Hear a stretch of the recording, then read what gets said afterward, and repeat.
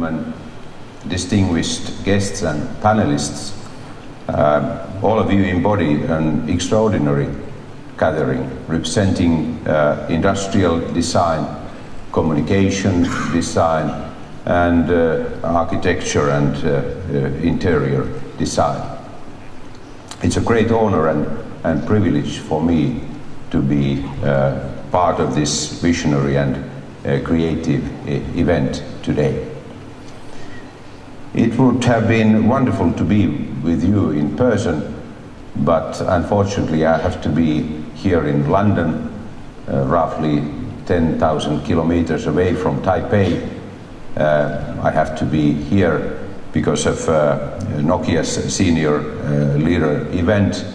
We are just preparing ourselves for our largest global public showcase of this year, and that makes it impossible for me to be with you there in Taipei. In this speech I would like to share my experiences of governmental roles and in global business. And I have to say that there are a lot of similarities and differences. I'd like to start with analyzing a bit what these differences actually are. For the first, clock speed in business is different. We have to make decisions fast. We have to be able to enter the market fast with our products and services. And secondly, incentives and measuring of results is different in business compared with governmental roles. And finally, language is different. I don't mean that you are speaking Chinese or English or Finnish, but I mean that our vocabulary, our understanding of different concepts is different. That's why in my present role, when I'm responsible for governmental relations and responsibilities, I feel that I'm like an interpreter.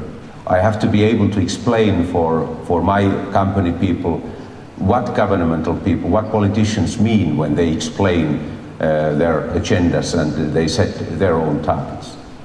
And in the same way, I have to be able to explain to governmental people why global business is acting like it is acting, what are the purposes, what are the targets of a modern global business.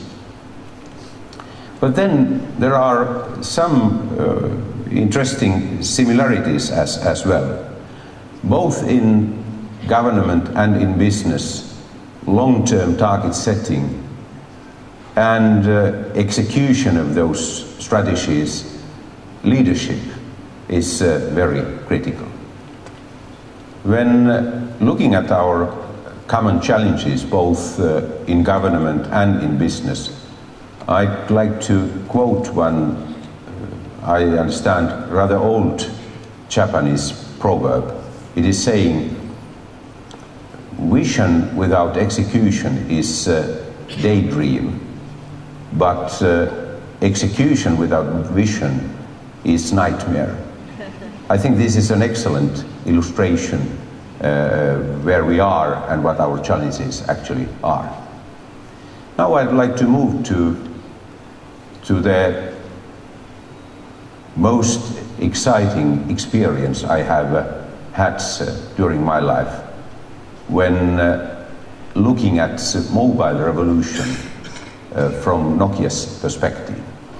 I felt when I joined Nokia's management team 3 years ago, I expected that I understand quite a lot what has happened in modern mobile technologies, but to be honest, I hadn't. I had a lot of exciting things to be learned here at Nokia, and I would like now to share with you what I have seen, how I have experienced this first wave of mobile revolution. Let me take you back to 1987.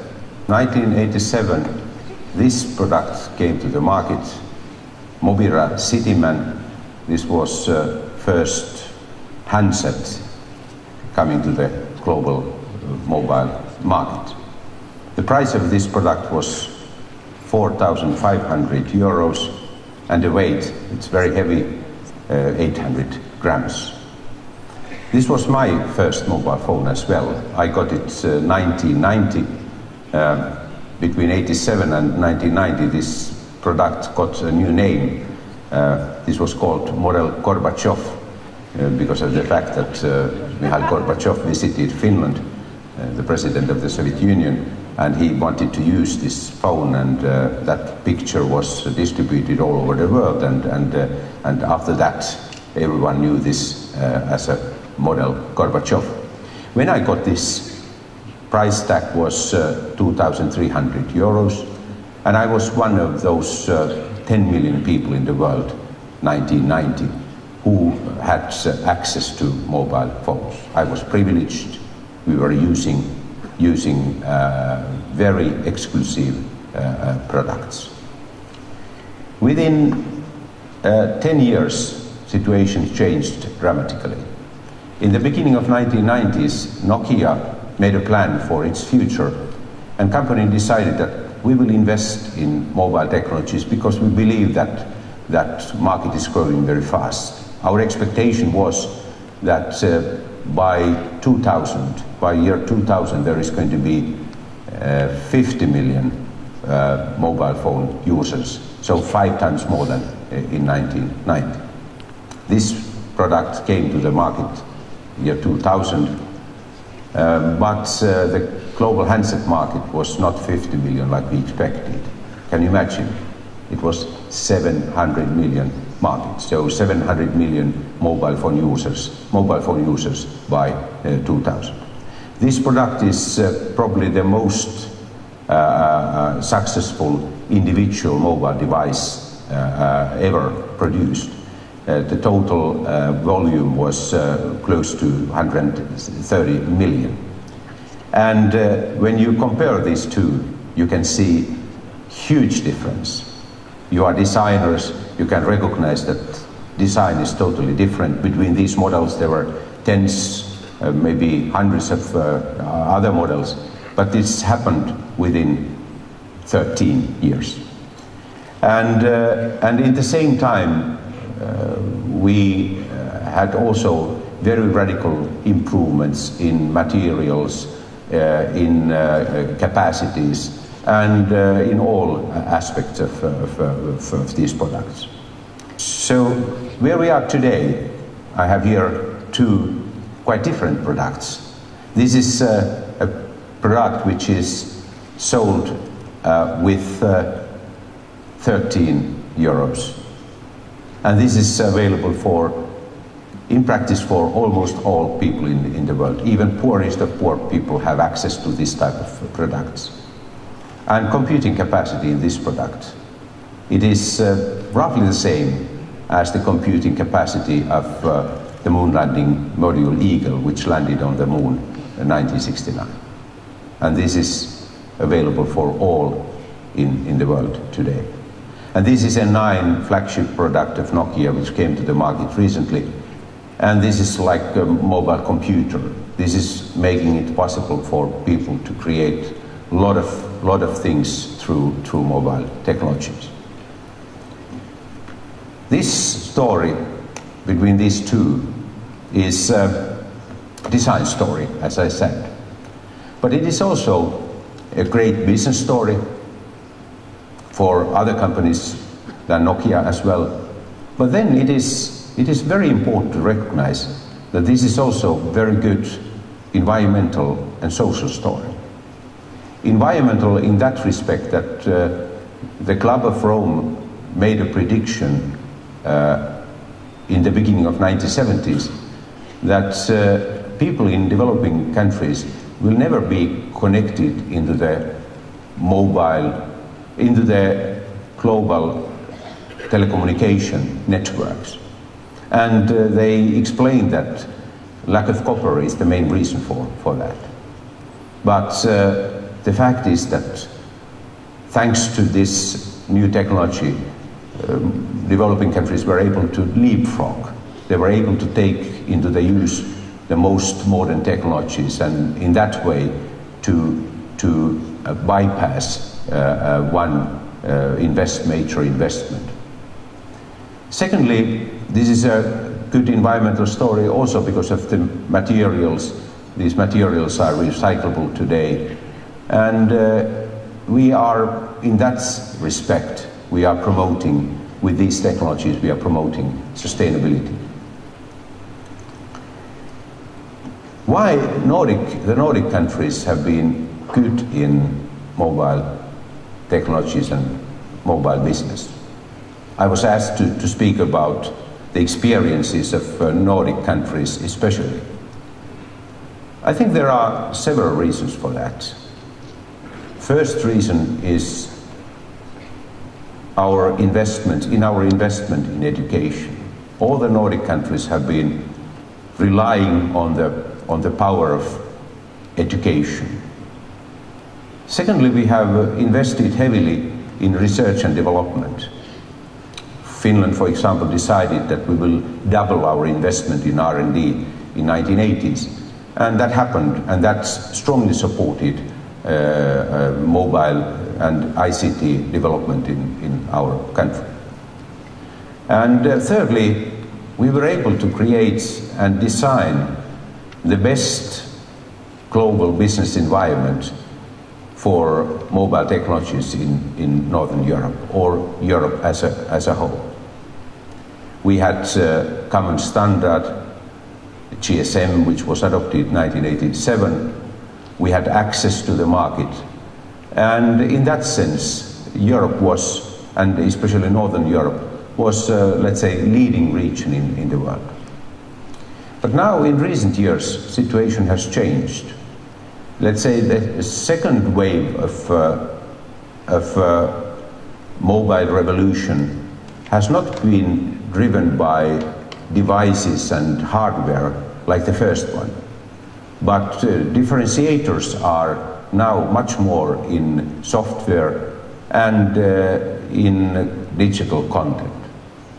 And the fact is that today the US companies and the US market has taken a role as a leading market for mobile technologies. And that is a challenge for Europe, which is divided into 27 markets as far as digital content is concerned. And that is a major obstacle in Europe to create global competitiveness. Ladies and gentlemen, this is an exciting story. I think this is the greatest technological revolution we have ever experienced in the history of mankind. And that has happened within a quarter of a century. But like Americans are saying, you ain't seen nothing yet. I believe that this is only the beginning of the story. Now we have all these devices, all these technological tools. We have a lot of services based on entertainment and social media, which is very good. We have reached a lot. But I believe that there is a lot of potential for expansion of mobile technologies, and we need your support, designers' support for that expansion. And with that expansion, I mean especially opportunities in financial services or in education and healthcare.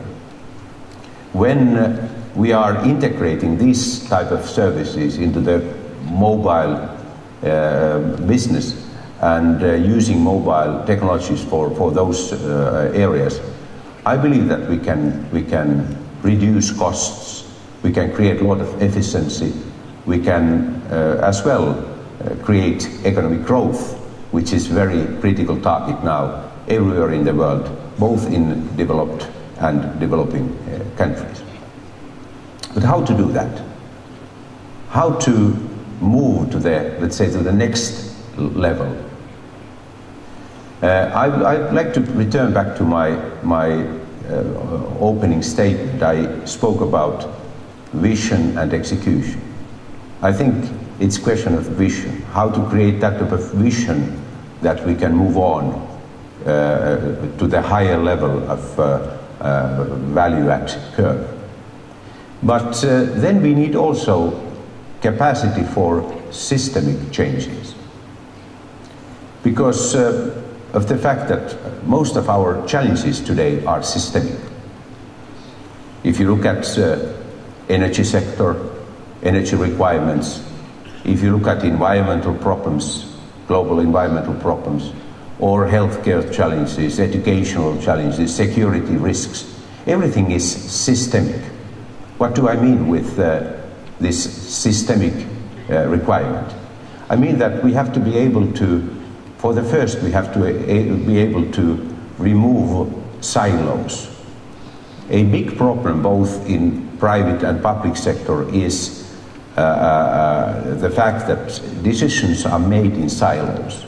Integration, horizontal integration of decision making is not happening like it should.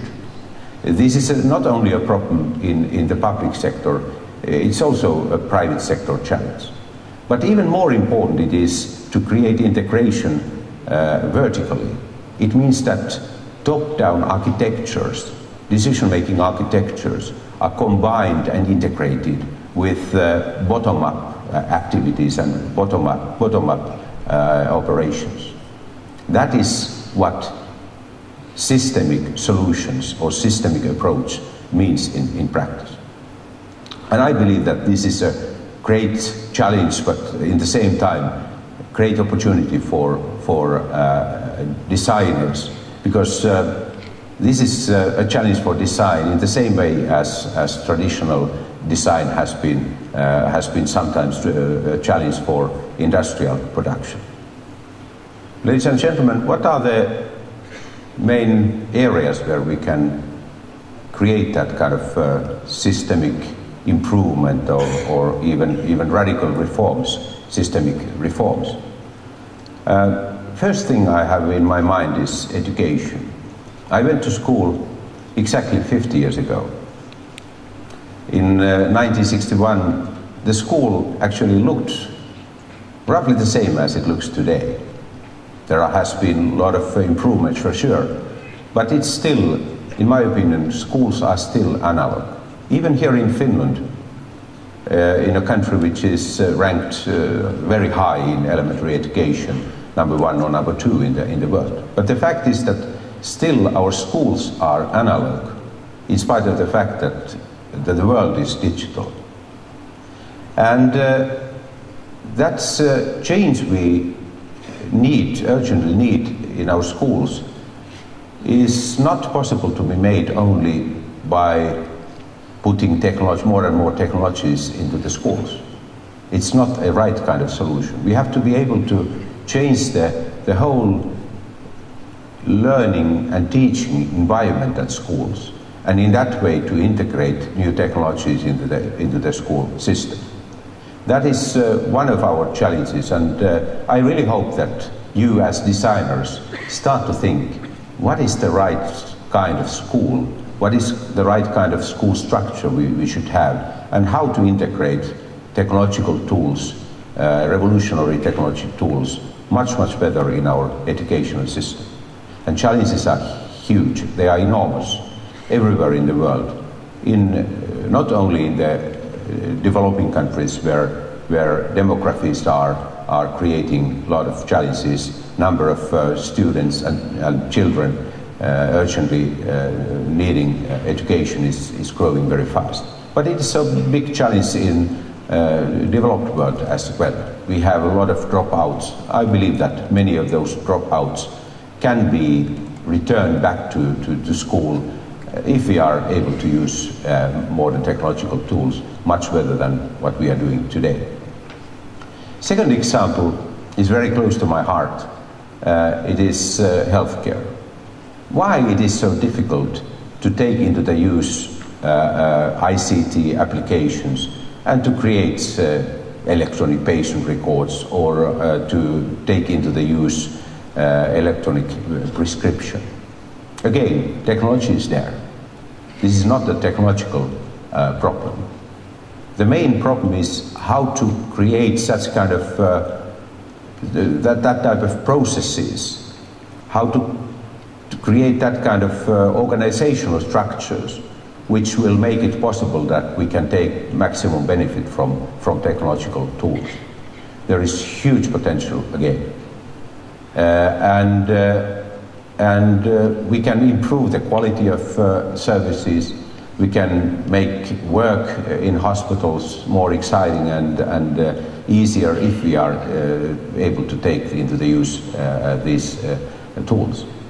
Again, a challenge for you, how to create new type of hospitals, how to change the whole understanding and mindset of healthcare. And I think it is design challenge. And when looking at this challenge from company perspective, we cannot solve this problem without governments. We have to be able to collaborate with governments, and we need new type of partnerships for that as well. So this is also critical ecosystem requirement. How success is going to be created? How to create successful companies, successful nations?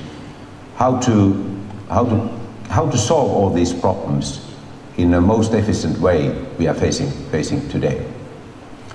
I was very impressed when I read Michael Gladwell's book called Outliers. When reading that book, I wrote down key findings of that book. And finally, I had a list of 5 criteria how success is created. What are the keys for success for an individual, for a local community, for governments or nations, or individual companies as well. And that list is very short, 5 titles.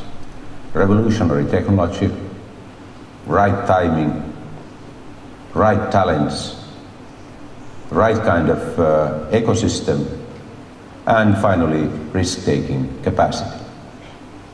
When looking at that list, I think you as designers, you have a special role to play in 2 areas of these 5, in talent creation and ecosystem creation.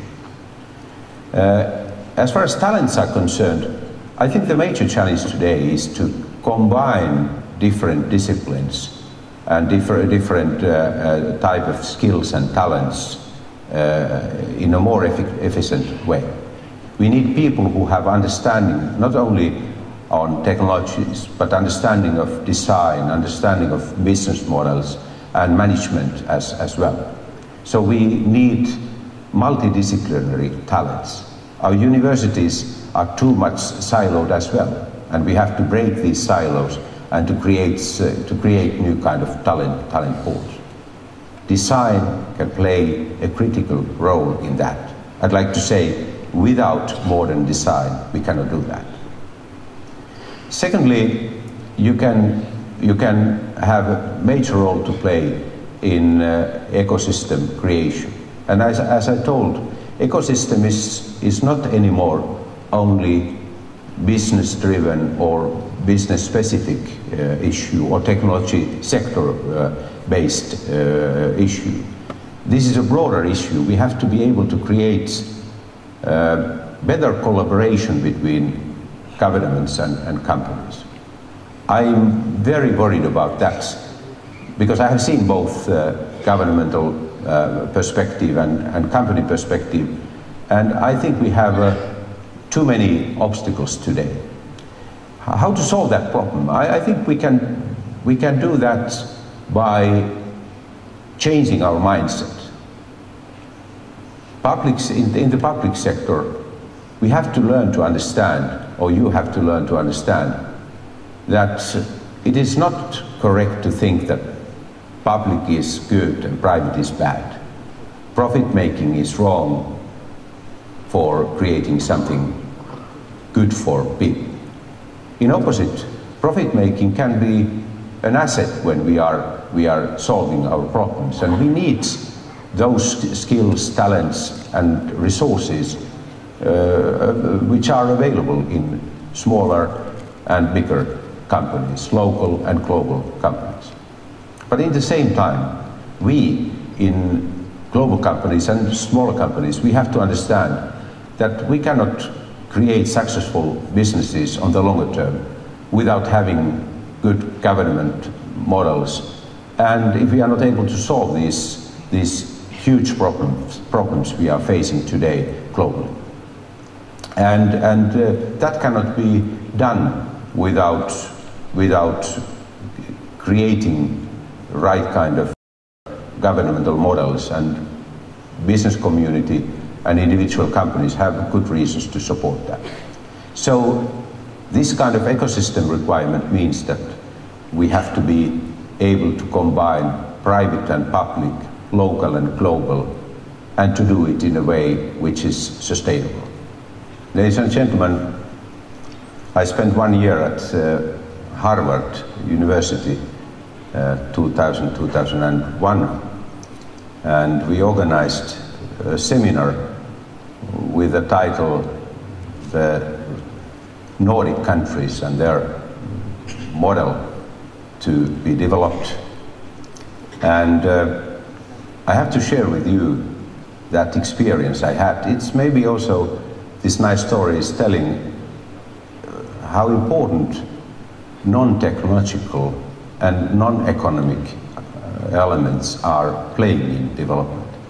I was asked, like quite often before that and after that, Mr. Aho, why Finland and Sweden have been so good in mobile technologies? And I answered just like I did today when I explained that we had education investments made, we had research and development investments, we had opened the market for competition, and we had this GSM standard and standardization, which all promoted market creation in Finland and Sweden. I recognize that the audience did not react very positively, but then I said that there is a fifth element as well. But I have to say that it is my own theory, it's not based on scientific evidence. And that is based on the fact that Nordic people are technology-friendly people. And we are technology-friendly because we are living in Arctic and subarctic living conditions, where everything what is making it easier to survive has always been taken positively and welcomed. And that's why we have not ever protested against technological inventions. We have always been, even when we have been rather poor countries, we have been trying to be leading nations in technological area. And then I concluded by saying that I believe that this technology friendliness is actually in our DNA.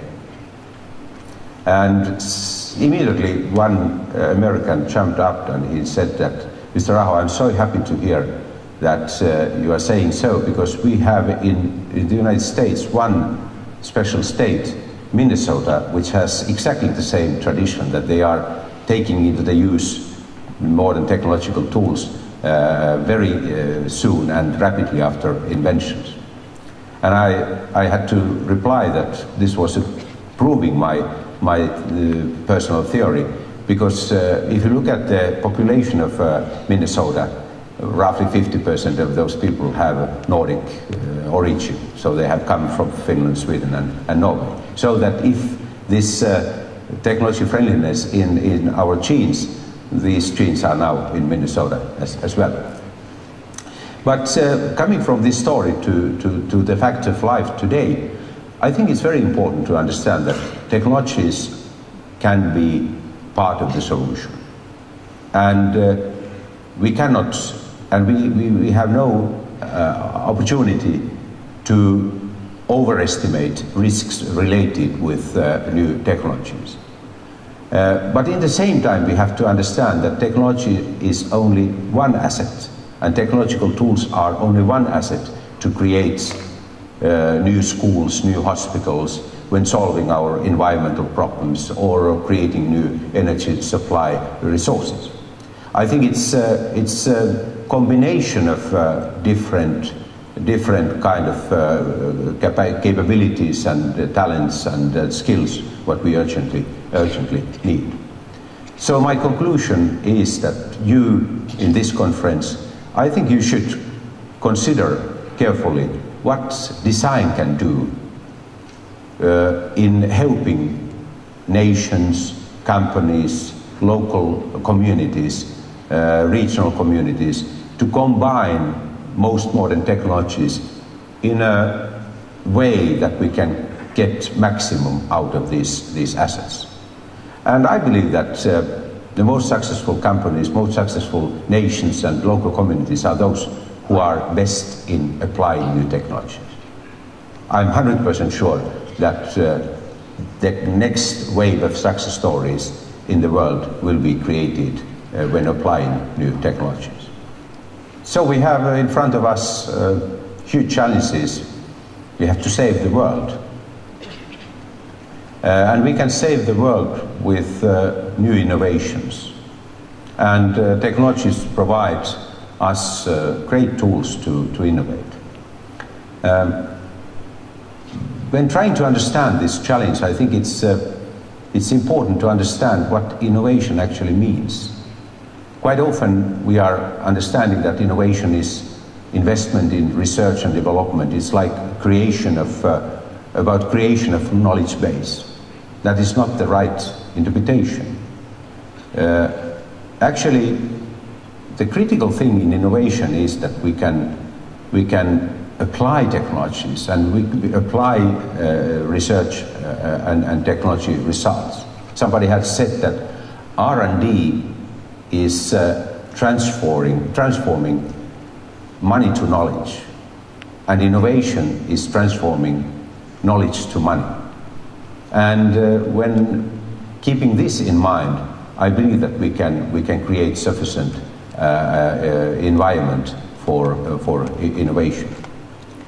Secondly, it's important to understand that technology is critical when creating new schools, modern hospitals or modern healthcare system, when solving our energy problems, when improving our environment and saving the world.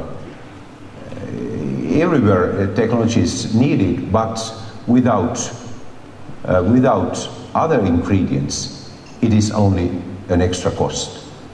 And we have a lot of experiences where we have put technologies on the top of traditional structures and we have not got any improvements, only extra costs. That's why you, as designers, are in a critical role.